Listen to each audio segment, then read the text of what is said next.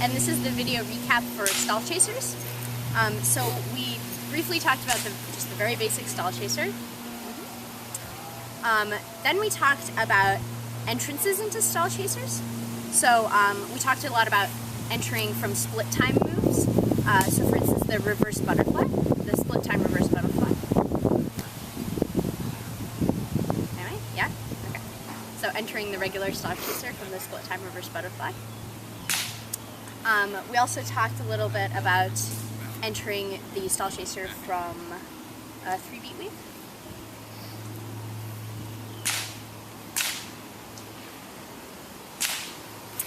Cool.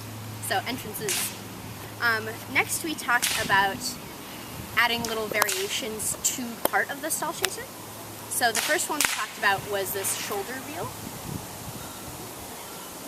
So the leading hand drops behind your shoulder, and the following hand just does the sort of normal thing for a stall chaser. And then you end up in that position where one hand's stalled up and the other stalled down, and you just start it all over again. Another thing we talked about putting in the stall chaser was this anti-spin flower pedal. So after the hand stalls up, you do an anti-spin, and then come back down and start the leading again.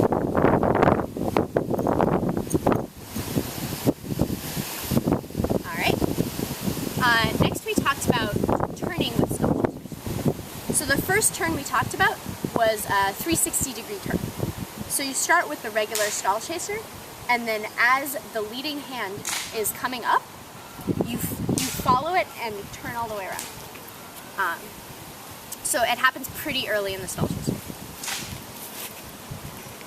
Meanwhile, the following hand sort of goes back here and then ends up in an upstall. So, upstall. Let me do that one more time.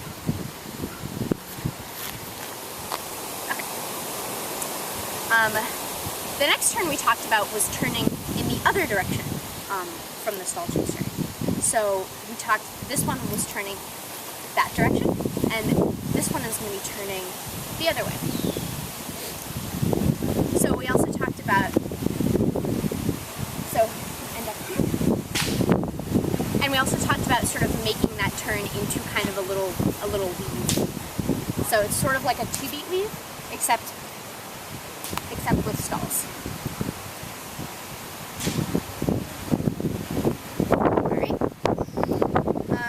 Next we talked about a 180-degree turn, which is very related to the 360 turn, except it starts in a different position.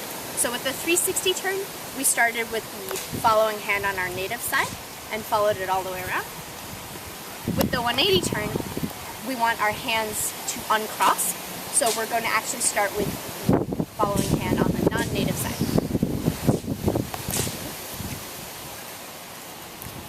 Following hand on the non-native side. Alright. Next we talked about another type of turn. Just demonstrate it.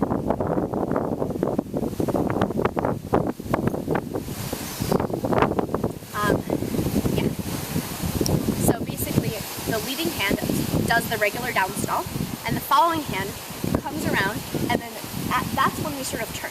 When it's coming this way, instead of stalling up, it starts to go around in a loop, and we sort of follow it, and at that point is when we bring the right hand over to the other side. Okay, cool. That was basically all we talked about with turning.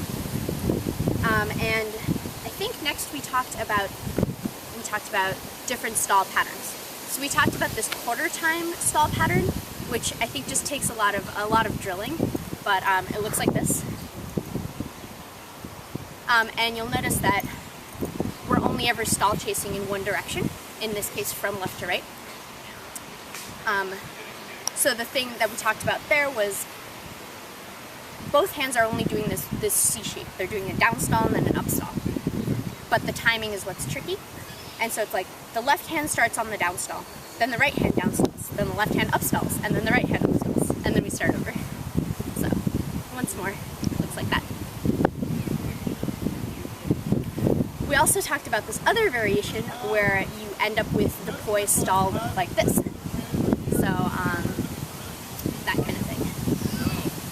start with regular stall chaser, and then the following hand, instead of doing a up stall, it loops around and comes back on the down stall. Meanwhile, as it's doing that, the right hand, which was down stalled, comes around and does an up stall. So I'll show you guys one more time. Yep. Alright, so those were some of the variations we talked about. And lastly, we talked about the Kate stall chaser variation, which we sort of tried to break down in steps, but here's the whole thing.